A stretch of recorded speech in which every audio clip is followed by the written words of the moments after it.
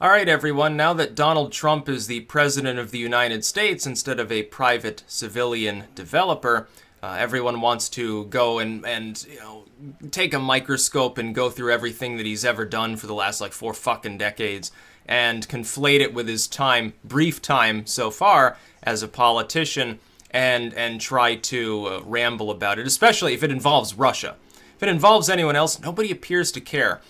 Case in point, link in the description, archived of course, from the legacy media complaining that Eric Trump back in 2014, before any of the Trumps, by the way, were a political name at all, talking about, oh, Eric Trump claimed back then that a bunch of Russians were investing in Trump's golf courses and basically paid for them. Ha ha ha. Oh, here's your Russian connection. No, what you see here is the business world at play.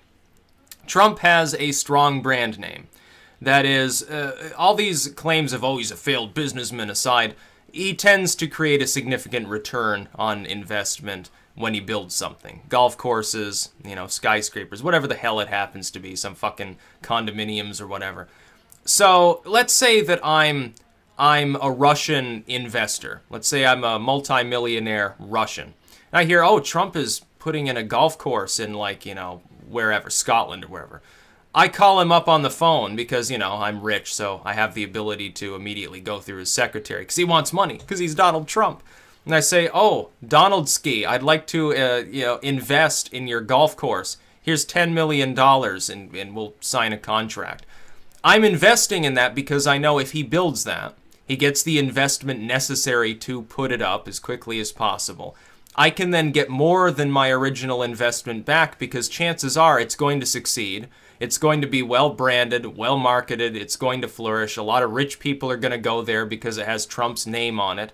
And they're going to be paying through the nose for the privilege of being on a Trump golf course. Or a Trump casino, or a Trump skyscraper, whatever the hell it happens to be. And I'm getting my money back. There's no political motive regarding it. It's a monetary motive. It is private business. Trump wasn't in politics in 2014. What are these people smoking? They think he was president back during the Obama era. It's not the way the world works. And I don't see them, by the way, digging through all of his old business contracts and complaining about some British person who invested in one of his golf courses, or some Hindu family from the middle of India who invested in a skyscraper there. I don't see anybody talking about that, or all the U.S. investors that invest into all of his properties and projects. It's because he had a strong brand name. He was Donald Trump, multi-billionaire, real estate mogul. He builds something, it tends to produce a significant return. Then there were people...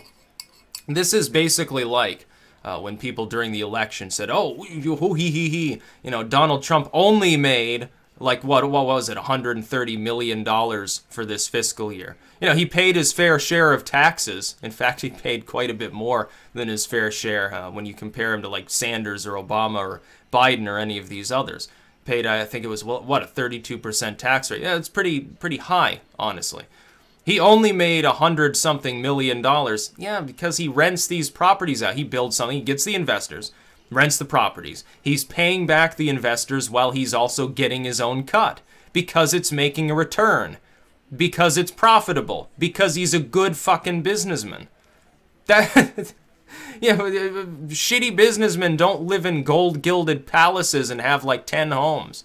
They don't own a half a dozen golf courses and like dozens of skyscrapers. They don't market, they don't have their own winery, typically. They certainly don't have all of these things at the same time. He was a competent businessman. By the way, that's why some people wanted to elect him in the first place. They looked at the fiscal policy. A lot of the people, I think, and whether this pans out as true or not remains to be seen, in all honesty.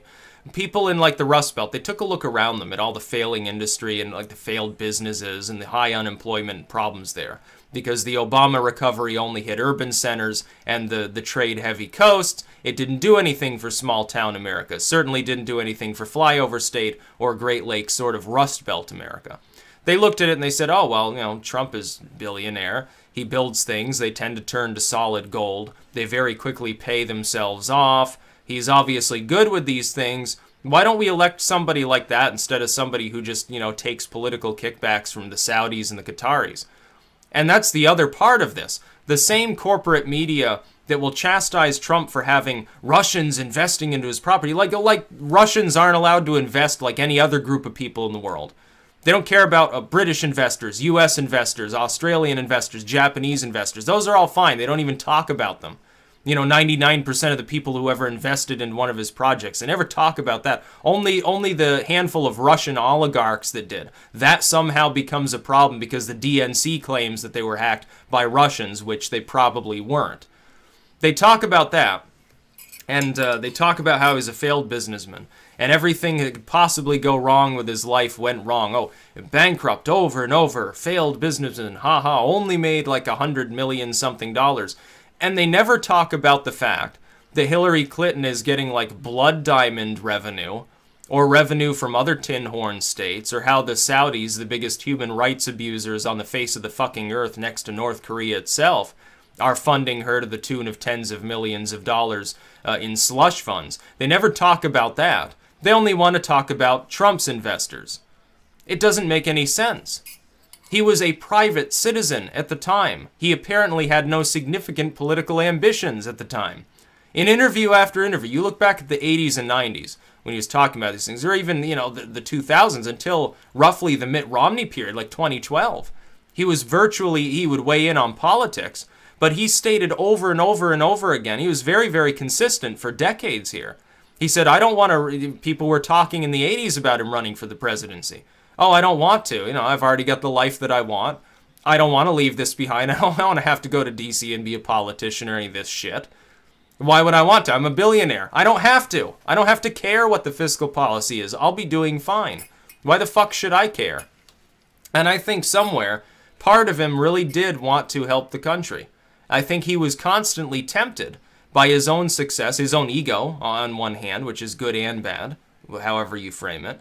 As well as people around him. He was constantly perturbed by this idea that he should run for the presidency. Literally sacrifice his lavish, ultimately low-work lifestyle where he can just suddenly, he can hop on his private fucking plane or helicopter or submarine or whatever he buys next and spend a week in Florida and pay people to suck on his toes if he wants to. And they'll do it for him because he's Donald Trump.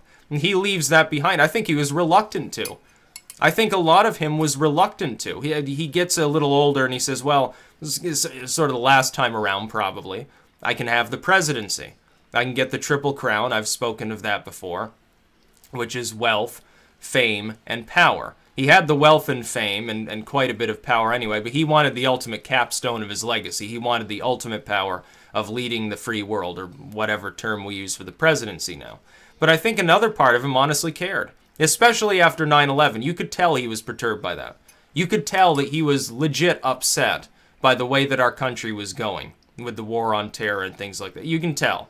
You can read his body language, he was upset. Like, as in actually cared, not just pretending, not propaganda, actually was uncomfortable with the way things were going. And I wish him well in these endeavors. I hope he does a good job. I hear people, they're constantly ruminating on anything that he does that they think is wrong. Like they're congratulating themselves for Donald Trump making a mistake. Like they want the country to fucking fail or something. It's retarded. You should at least hope that he does a good job, even if you didn't vote for him and don't really like him as a person. But as to these contracts and investors and stuff, this happened before he was in politics. He had never held a political office. He rubbed elbows with politicians.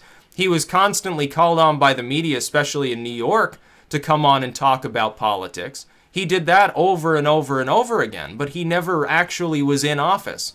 It's not inappropriate for a private citizen who's building a skyscraper, a golf course or whatever, to get investment from Russia. It's just money to them. Then you pay that investor off. They get a return. You get the primary investment, so you don't have to supply the capital to build whatever you're building. And eventually you've paid them off, and then it's pure profit. And that's what he's been doing for decades. I'm not surprised that Russians invested in his golf courses, are you? What, like their money is lesser than somebody else's money? Again, private individuals within Russia. We're not talking about Putin. We're not talking about some KGB collective. We're talking about private Russian investors, people who are wealthy, who happen to be Russian, who want to invest and make more money. They're part of the private business world. And nobody wants to talk about similarities or overlap between that and Clinton taking Saudi political money for her charitable causes. Bullshit. Nobody wants to talk about British investors or US investors or Japanese investors or some investor from Brazil or South Africa or something, somebody else, who put money into one of Trump's projects because they knew there was a good likelihood of return. They had confidence in his skills as a businessman, and they had confidence in the name of his brand attracting money to it. Because he's fucking Trump. He became a living legend within the business world.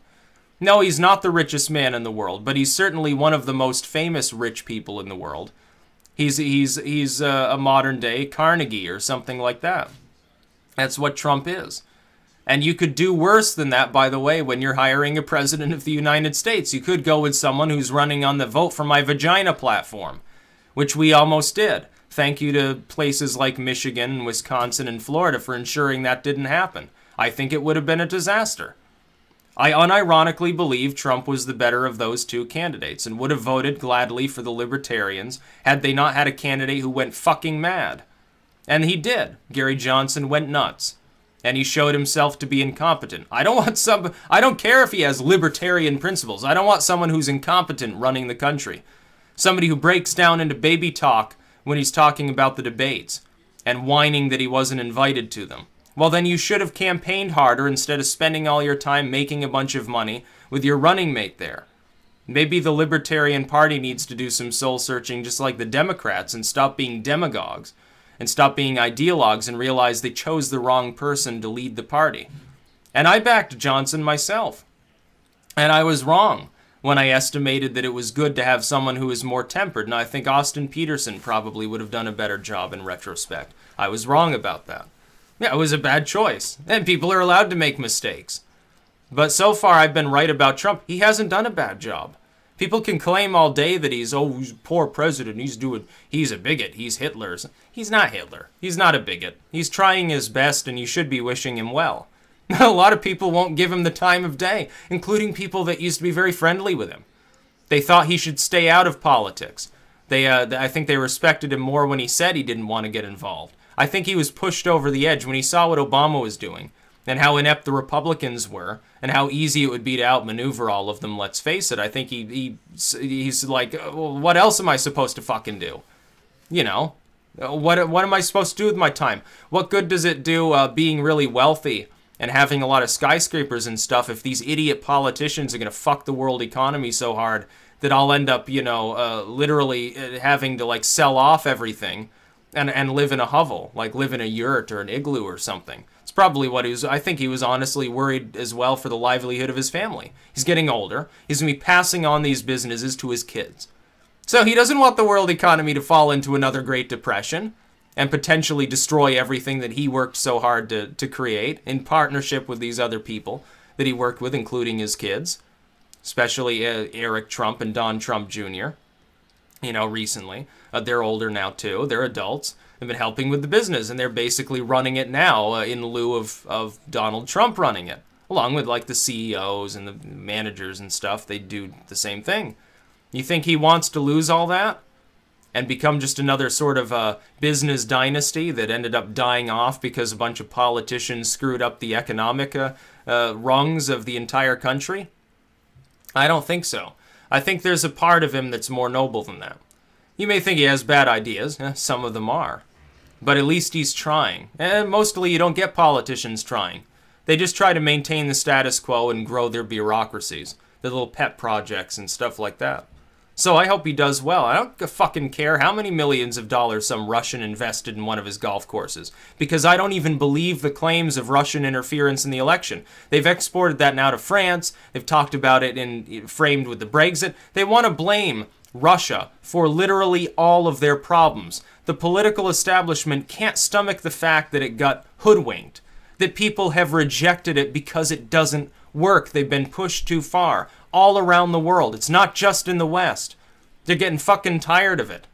And the Democratic Party especially wants to put its head in the sand, keep blaming Russia and sexism and racism for its problems. They still haven't developed a fucking platform.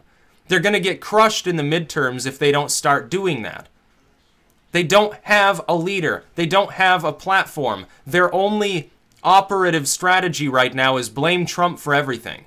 So if the economy doesn't collapse, and we don't get into a major proxy war, and things generally muddle along, you know who wins? The Republicans.